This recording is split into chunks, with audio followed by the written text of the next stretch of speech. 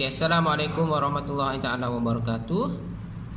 Hari ini kita akan membuat latihan dalam buku ceria. Okey. Kita dah habis tajuk 5 dan 6 buku teks. Jadi kita akan buat topical test 3. Okey, kita akan bincang jawapan dia sama-sama. Okey, cikgu akan explain kenapa jawapan dia ialah seperti yang dibulatkan. Okey, yang pertama ialah Jamal and Sean. Jawapan dia ialah will camp in the forest next weekend. Kenapa jawapannya ialah will camp? Okey, sebab masa yang ditunjukkan di sini ialah next weekend, iaitu future tense. Maksudnya benda yang akan berlaku. Jadi hendaklah menggunakan future tense.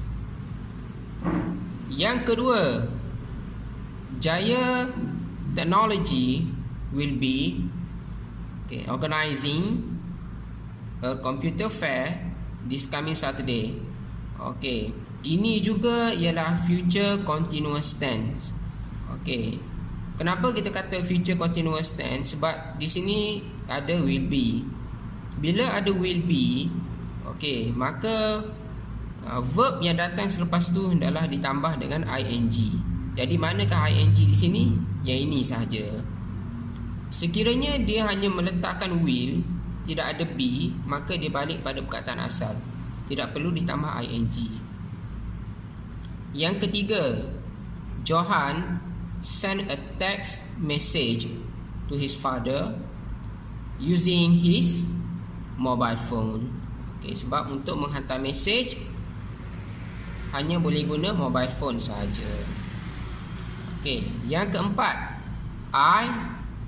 you after work do not wander around, said Encik Ali to his son. I di sini dia menggunakan future tense. Will, shall, will be, shall be. Kenapa dia menggunakan shall fetch? Sebab dia nak menunjukkan ialah future tense. So kita boleh pakai shall fetch. Untuk perkataan shall, hanya I dan juga we sahaja yang boleh pakai perkataan shall. Selain daripada itu, hendaklah menggunakan will. Namun begitu, I dan juga we juga boleh menggunakan will dan juga will.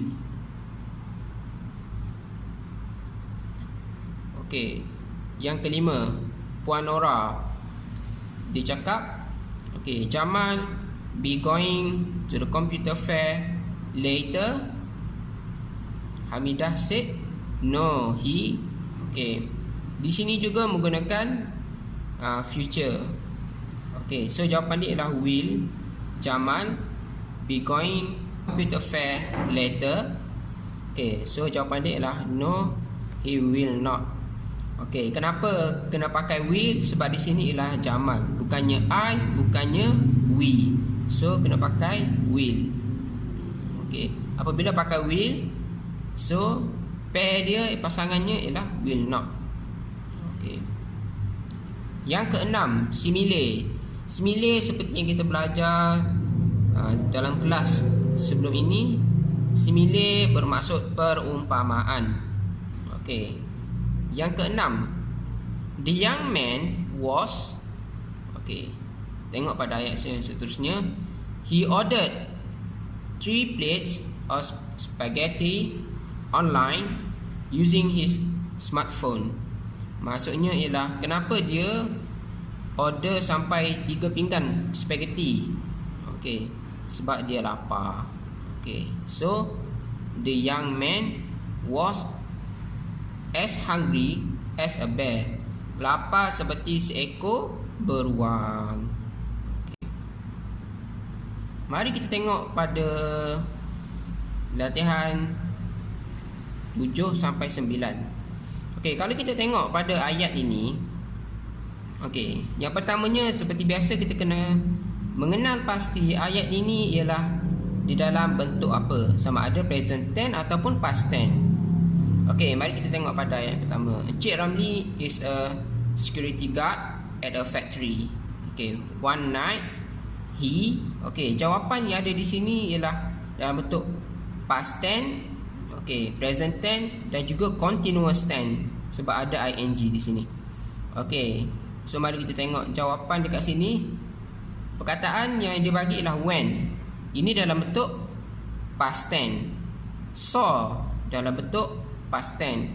Called dalam bentuk past tense. Arrive dalam bentuk past tense. Apprehended pun dalam bentuk past tense. Praise pun dalam bentuk past tense. So jawapan di sini, verb yang kita gunakan di sini hendaklah dalam bentuk past tense. Nampak tak? So jawapan dia ialah C sebab berada dalam bentuk past tense. Okey.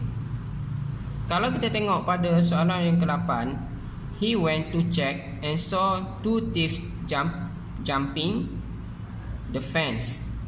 Okey. Yang pertamanya ialah true. True maksudnya ialah kita lalu secara menembusi. Okey, sebagai contoh, kalau true, kalau pintu boleh pakai through the door, maksudnya kita melepasi pintu itu. Kita tembus pintu. Okey, kalau on maksudnya di atas. Kita lompat atas. Kalau kita duduk atas, kalau kita berdiri atas kerusi, so kita lompat atas kerusi. On di atas. In maksudnya di dalam. Sebagai contoh, kita berada di dalam kotak. So bila kita melompat di dalam kotak itu. Okey. Manakala over ni maksudnya ialah kita lompat melepasi. Sebagai contoh, bila seseorang itu lari berpalang dari 100 meter berpagar, so dia akan melompat melepasi pagar itu. Okey, so dalam kes ini, dua orang pencuri ini dia lompat melepasi pagar itu. Fence. Seterusnya, he immediately called the police. A few minutes later, the police officers arrived and apprehended the thief. Encik Ramli. Okey, Encik Ramli ni ada berapa? Okey, sebab di sini ialah is, was, are dan juga were. So, disebabkan ayat ini ialah ayat dalam bentuk past tense, so is dan juga are sudah tertolak. Okey, so jawapan dia boleh jadi was dan juga were. Tapi kita kena lihat Encik Ramli ni bilangan dia berapa? Seorang saja. So bila seorang kita kena pakai was. Were kita pakai untuk ramai.